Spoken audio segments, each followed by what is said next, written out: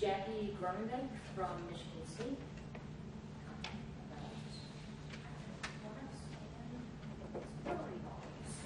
Okay, thank you. Perhaps my background being very different from most of yours in that I come with a background in the field of education. I have been a classroom teacher now for 26 years, and through that experience that has led me to attend Michigan State, pursuing my doctorate degree, to look at what can be done perhaps in the classroom for teachers. Well, let me rephrase that, but in the classroom that teachers can implement for the kids to help with academic outcomes and performance, being that we are consistently told we're not that good in the classroom these days. So that has led me into my studies at MSU. This particular study was done as my research practicum, and wanting to see if movement, use of the stability balls where children are free to move, would show any kind of academic difference, academic performance difference in the children. So as an introduction, as was mentioned, physical exercise itself has a relationship, correlation with cognition, and we then also know that activation of the vestibular system does work to enhance memory. So the stability ball is one tool that helps activate the vestibular system, and so therefore if we had the kids in classroom on those stability balls, how would that work? So my research question is, will third grade students who have use of those stability balls have better academic scores than students who use the regular classroom chairs? And then a second question on that is, does the length of time that they use the stability balls impact academic performance? So my hypothesis in this study was that the students would have an academic performance difference when using the stability balls. My methodology was that I had non-random assignments because I used 2 intact classrooms within the school. It was a two third grade classrooms. The participants as a combined population there included 24 males and 27 females, ages 8 to 10. And as reported by the school free and reduced lunch, we had 36% of that population as low socioeconomics. This study was approved by the Michigan State IRB. I'm sorry, I had IRB approval through Michigan State, yes. And I did a baseline collection, and then there was also a teaching of the stability ball curriculum. Okay? The curriculum that was used is called Learning in Motion. It is put out by somebody by the name of Lisa Witt, witfit.com. But the 2 teachers, the 2 third grade teachers that participated in this study had to go through a 2-hour webinar learning the curriculum that would be appropriate, age appropriate for their third graders. In that webinar and through the curriculum, the teachers learn about posture and proper posture and teach that to the children and what proper posture on a stability ball would look like and be. There were also in the curriculum many hands-on activities for the kids to participate in, to learn about the stability ball.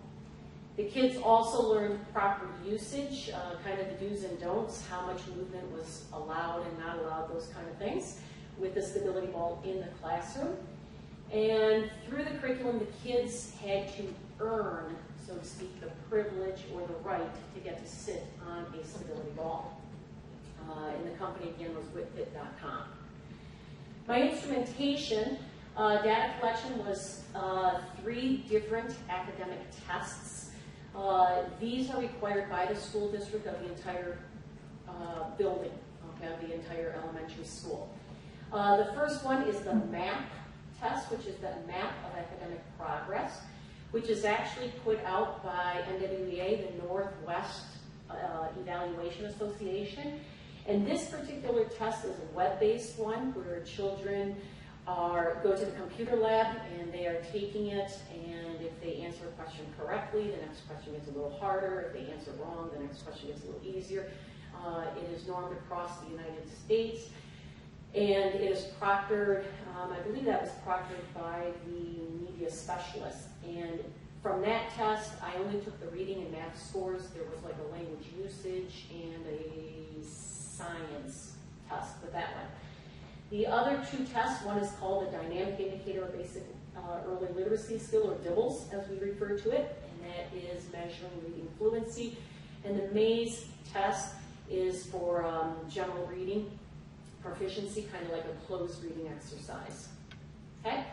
My research design, this is what it looked like. I had the two classrooms, Classroom A and Classroom B, so I collected the baseline data there in the beginning of the year for both classrooms. Classroom A was selected to get to start with the stability balls in October. So they were first taught the curriculum, which is about 10 days worth of classwork before actually getting to use the stability balls full-time every day, all day. The second class, Classroom B, they got to use their classroom chairs during that period.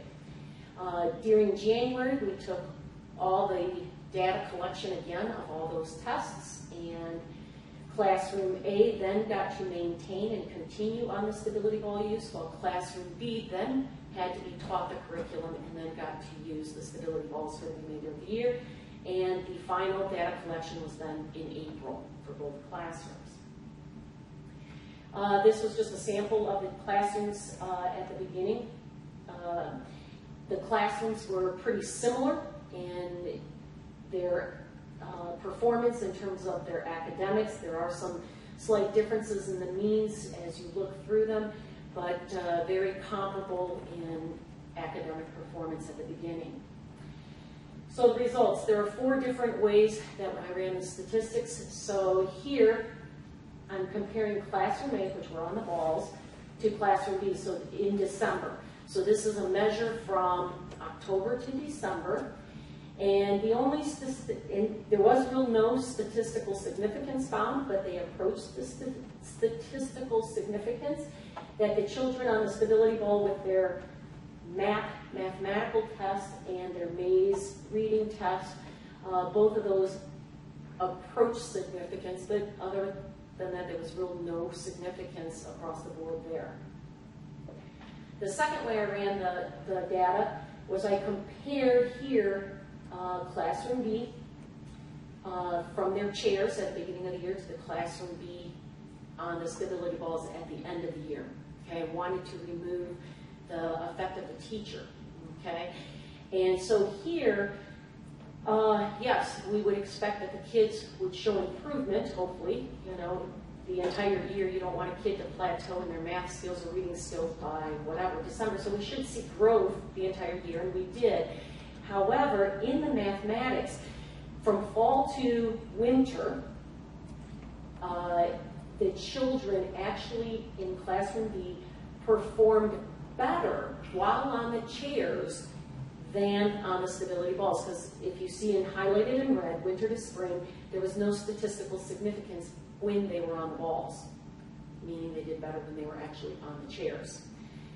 The same group, when they were in the reading Maze, there was no statistical significance when they were on the chair, but there was when they were on the ball, winter to spring.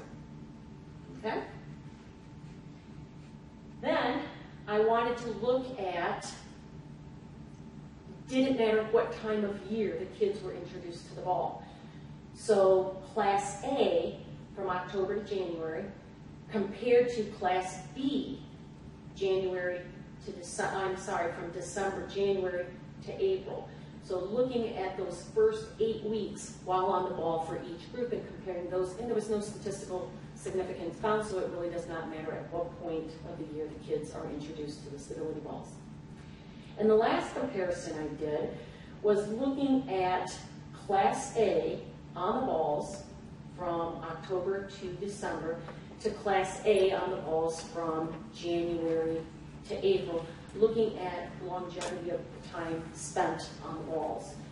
And the only thing found there, again, was on the maze reading that they actually had better performance. If you look at the winter to spring highlighted in red, there was no statistical significance. So therefore that means they actually, this particular group did better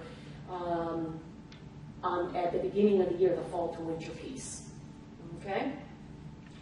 So in discussion, okay, both groups improved in their maze reading scores while on the stability balls.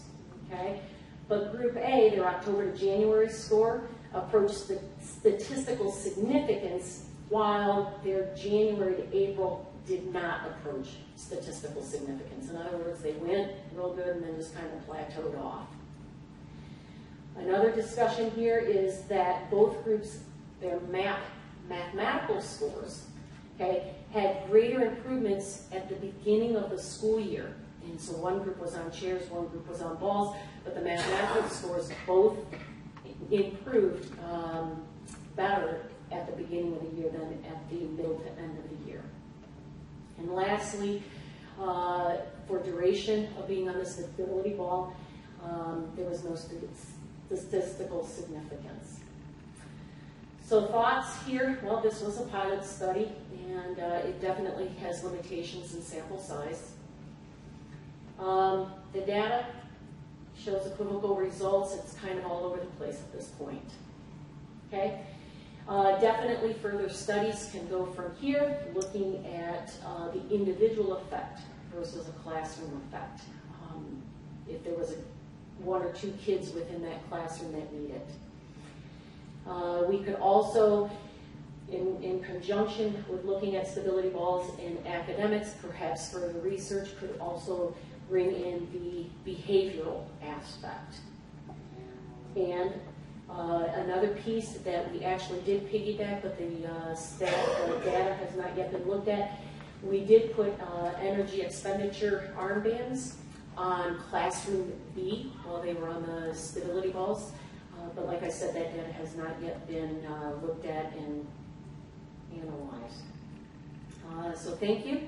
And also to Saugatuck Public Schools, and then also to the teachers and their classrooms.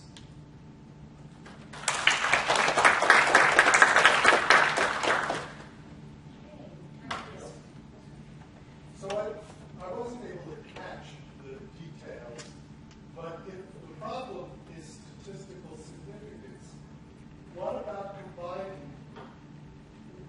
adding the results of the two classes, each class on the ball? So you add, if you use not the raw score, but the gated score over the period of use, and you add the two classes while they're on the ball, and you compare it with the two classes while they're off the ball, so that you're adding ball plus ball, chair plus chair, to see whether they're,